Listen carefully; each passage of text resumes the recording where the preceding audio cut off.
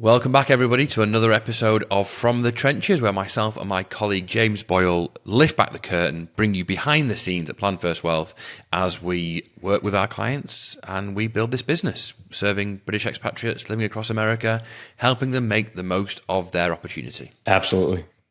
I did a podcast yesterday, James, for someone else. So I did more of the talking for a change. Although listeners to this podcast might think I do plenty of talking, but I did a lot of talking. A lot of it was interesting to speak. I was talking about what we do a lot more than asking other people what they do, and what my insights and experience were. And it felt good. It felt really good. I was going to say, how did it feel to have the shoe on the other foot there? It's a totally different experience. It's much easier being a host, frankly. I mean, logistically, it's harder being a host because you have to organise it and get people in and plan it. Although I was kind of shamed by the amount of planning that Aidan does. But you feel much more vulnerable. You're put on the spot, right? The spotlight's on you at that stage. You do much more talking. You're much more wary of saying something that you later regret. Although obviously none of it's live, so it can be undone. But it's a very different experience. But also, you know, we all love the sound of our own voice, and do we?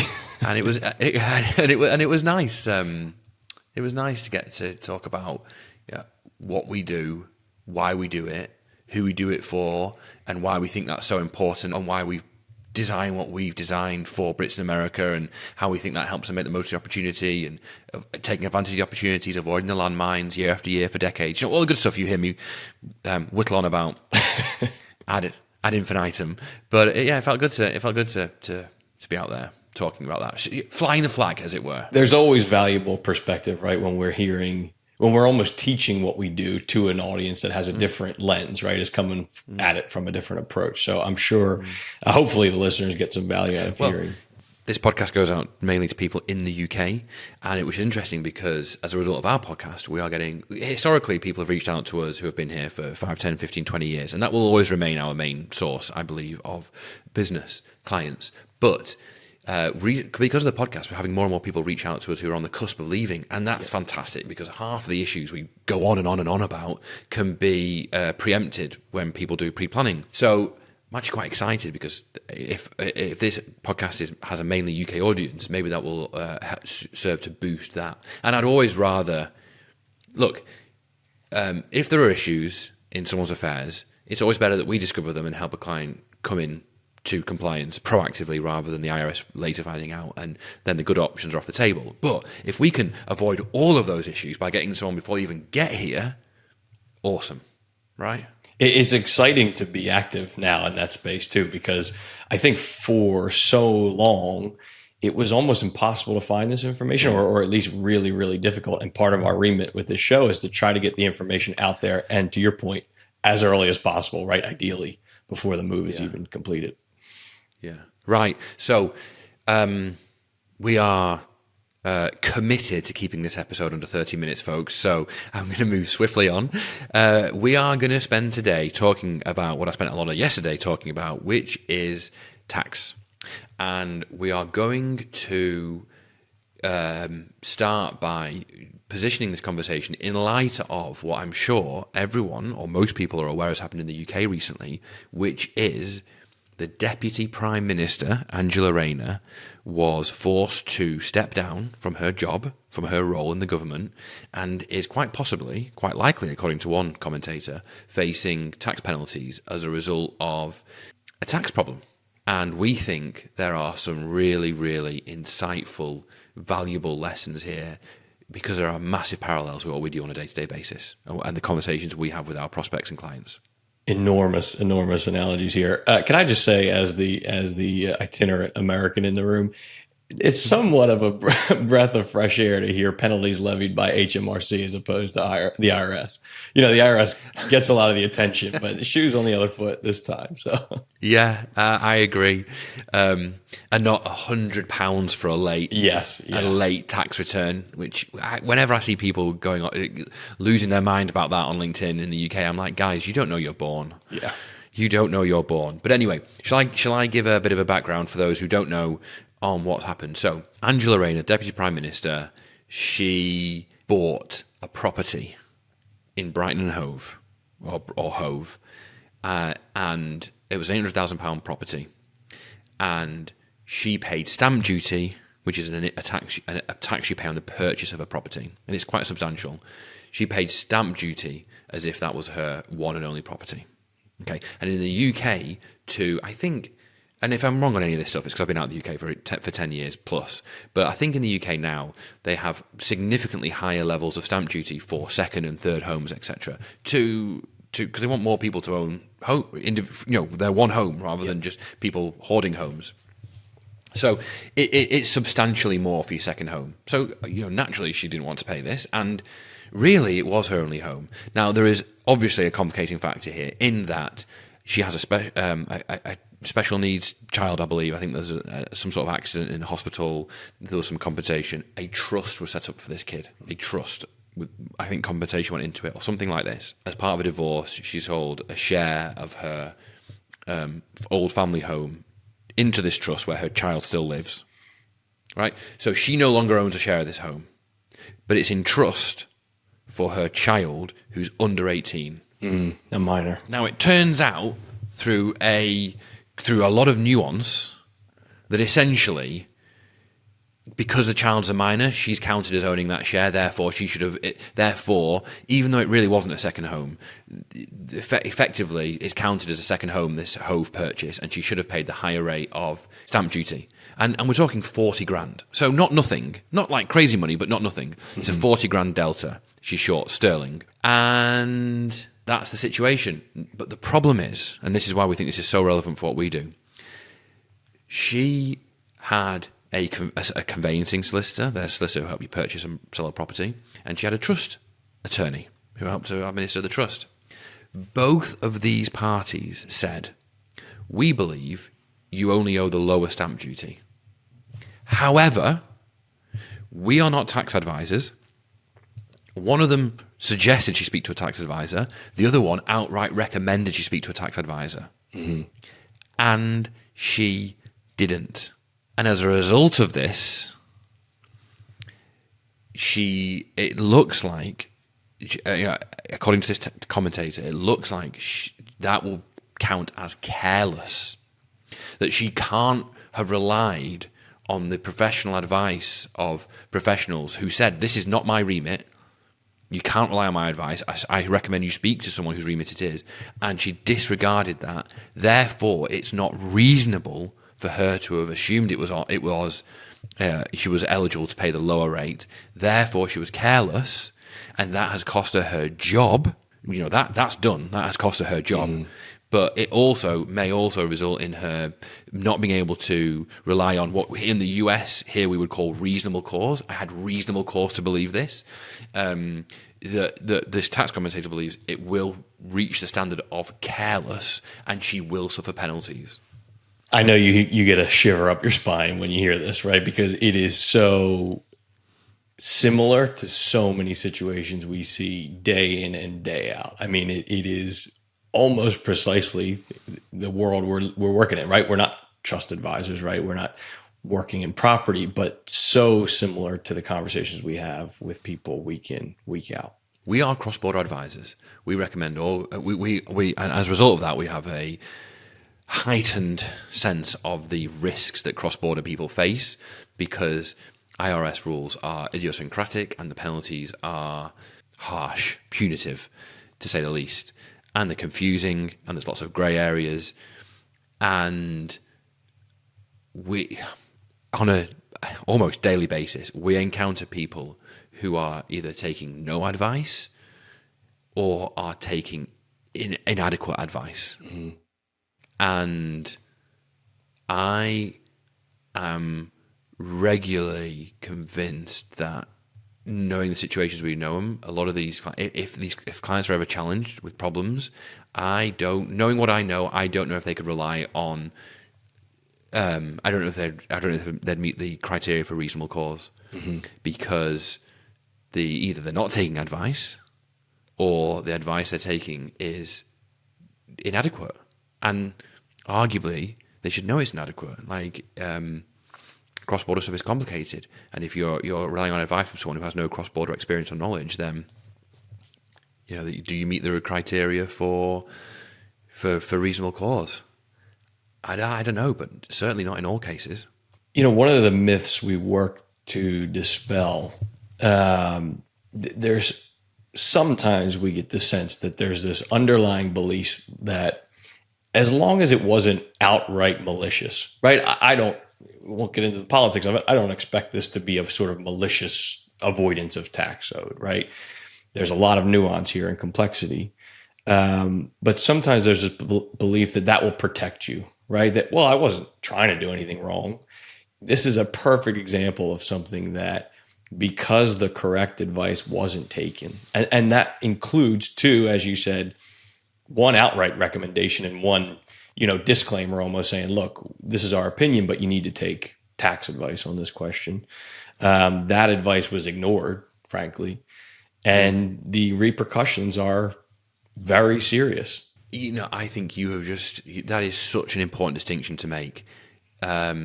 I had to think about the amount of times we've realised, because we get tax returns when we're taking on a new client and annually, and the amount of times we realise someone's not reporting stuff correctly or adequately. And we go, oh, well, there was no tax to pay. That's not the problem. The problem is you haven't reported, you're in non-compliance, that means there's penalties that can apply. What people don't realise is tax fraud, which is very, very, very serious, and often criminal. Well, I think criminal tax fraud actually requires an element of intent. It has to be shown that you were intentionally not meeting your obligations, pulling the wool over someone's eyes, being naughty, whatever it might be, but there has to be an element of intent. But what we're really concerned about when we're talking about non-compliance is penalties, frankly. Mm-hmm. Emotional strife, yeah, but also penalties. IRS has got massive penalties for everything from these non-filing these forms, these trust forms, PFIX, which is non-US mutual funds, which lots of people are holding in ISAs and other such wrappers. And so not only are the penalties, frankly, horrifying at face value, they also apparently have a habit of stacking them. So, you're not reporting your pension on an FBAR, an H938. Well, that's a penalty for that and a penalty for that. Oh, and you've not done it for 5 years. That's 5 years of that. These things ratchet up very, very quickly. And then some of them are even worse. The 3520 penalties, this is a trust form, and apparently lots of tax advisors believe it applies to things like a UK SIP. The penalty can reach, I think, 35% of contributions or distributions. Wow. And then you add, so if you've got multiple years of non-compliance and you've got contributions, distributions, and it's on multiple forms, these things ratchet up on the face of it.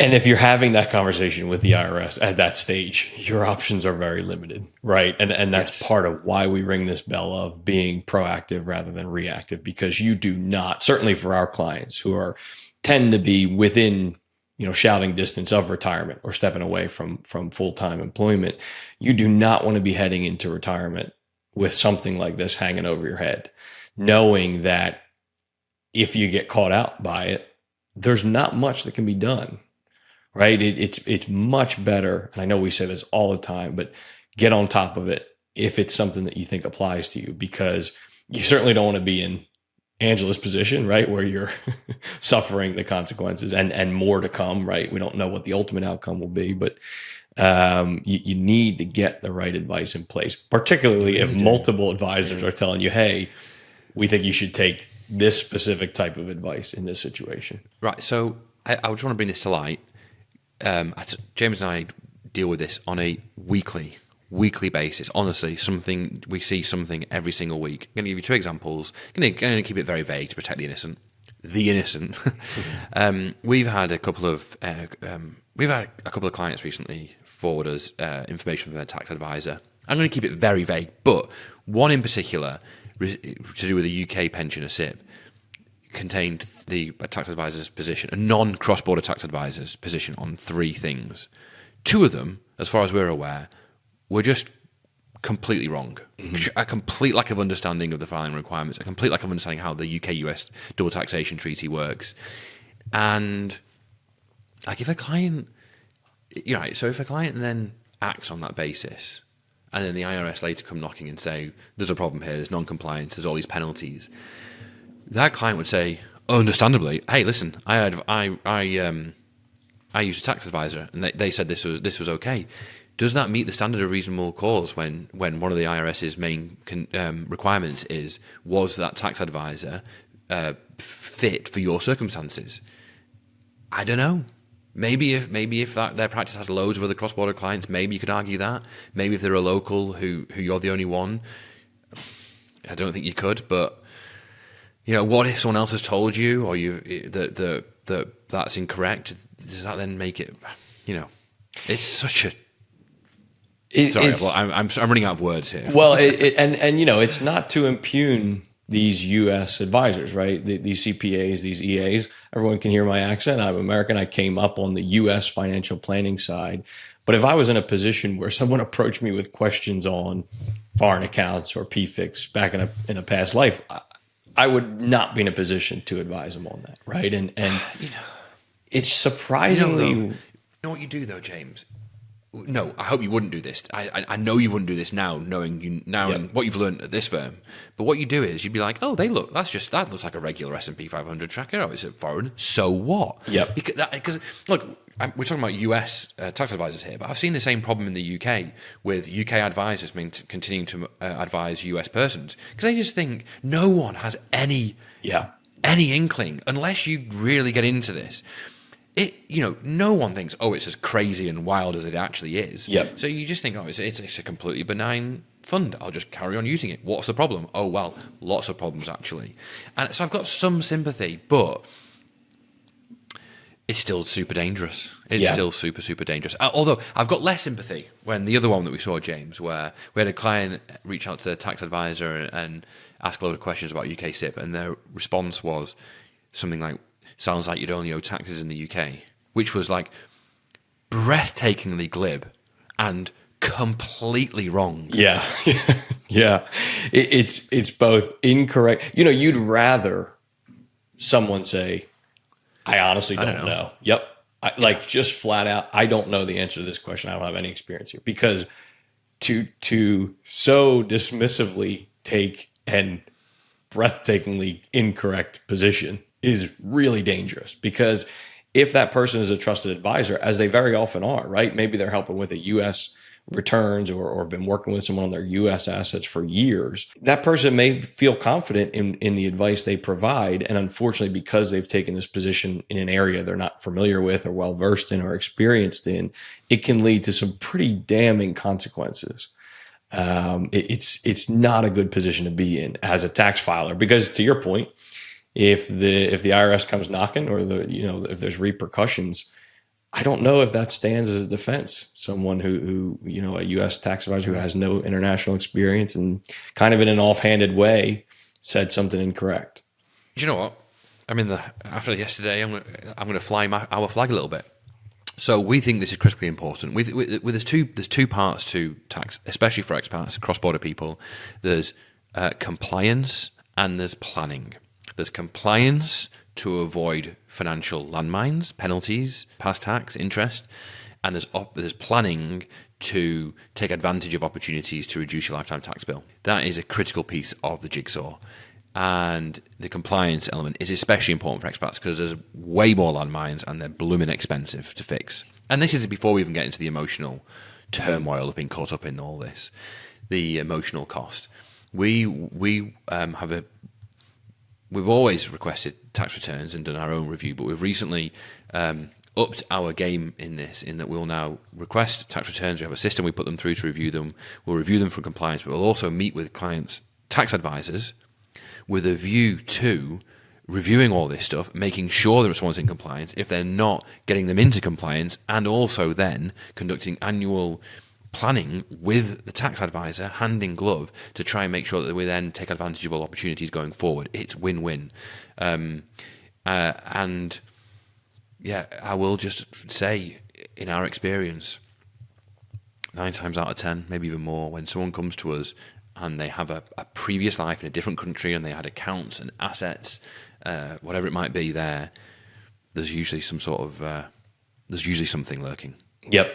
We were chatting about this yesterday, and you used the word endemic, which is so true, right? We see it so commonly. So, and the bright side of that, if there is one, is that you are not alone. If you're listening to this episode, if it sounds like some of these issues, may apply to you, or if you might be concerned that you haven't taken the right type of advice, or you only work with a USEA who has no cross-border experience at all, there are ways to manage it, right? In our view, the ideal approach to that is having a joint coordinated effort between your financial planner and ideally a cross-border tax advisor, right? Or sometimes the stepping stone is us meeting with someone's existing U.S. tax advisor. Yep. And very often in those conversations, not only does it become very clear very quickly to all parties involved that they just don't have that expertise, it's a lot easier to have a conversation with someone and say, hey, if I say the word PFIX, I see this account's holding foreign mutual funds. Does that mean anything to you? Have you filed 8621s before? How often is it that they're just out of their depth, right? And again, that's not to impugn anyone. That's not to say that these people are bad advisors. Very often there's just a lack of experience in this particular niche. We live and breathe in a very specialized field by design. And unfortunately, that means there needs to be specialized advice deployed. But what I'm thinking about?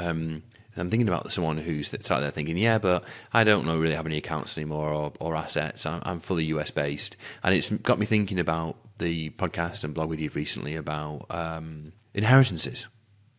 Even if you're that person, almost certainly at some point someone's going to get an inheritance or a gift from outside the US. And if it's above $100,000, it has to be reported on Form 3520. And if it's not, long story short, you're looking at 25% penalty, and the IRS are very hot on prosecuting this one.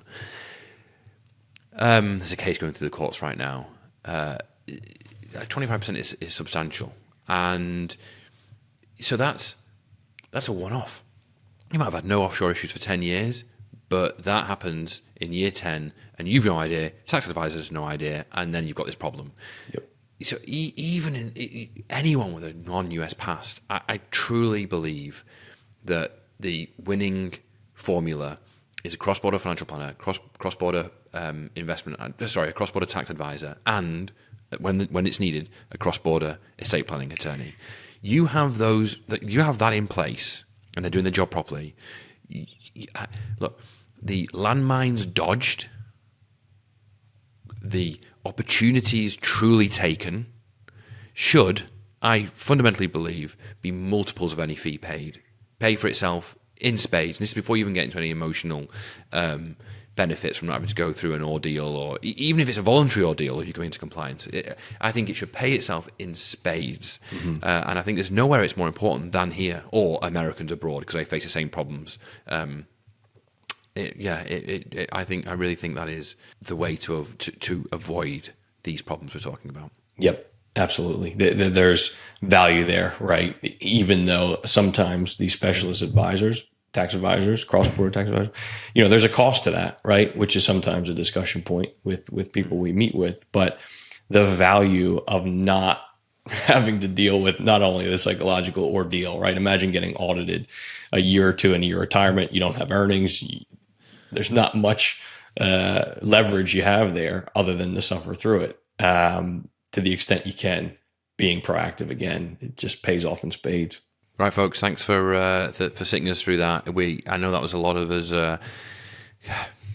tax talk, but it's not every day a deputy prime minister has to stand down because she was advised to take tax advice and she didn't. So we wanted to use that as a lesson into the repercussions of this stuff, frankly, and why I believe paying for advice is an investment rather than a cost. And also, we can't do anything too topical because we're recording this quite early because old James is off on his honeymoon. Yes. For 2 weeks. Yes. Thank you. Abandoning us. Yes. Yeah. I'll be in the sunny shores of Greece for a couple of weeks.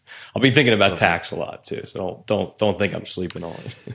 Anything else? You got anything else lined up? No, I think we should do two things closing out here. We should shout out the episode you were on, if you know when that's coming out, or at least the podcast, right? Aiden's. Oh, so that's Aiden Grant, who's been on this podcast like 17 times already. Hopefully people know him. He's a US or UK-US cross-border estate planner based in the UK. And his podcast is called US-UK, I think, or UK-US. And I think it's coming out in October. Excellent. Excellent. Good.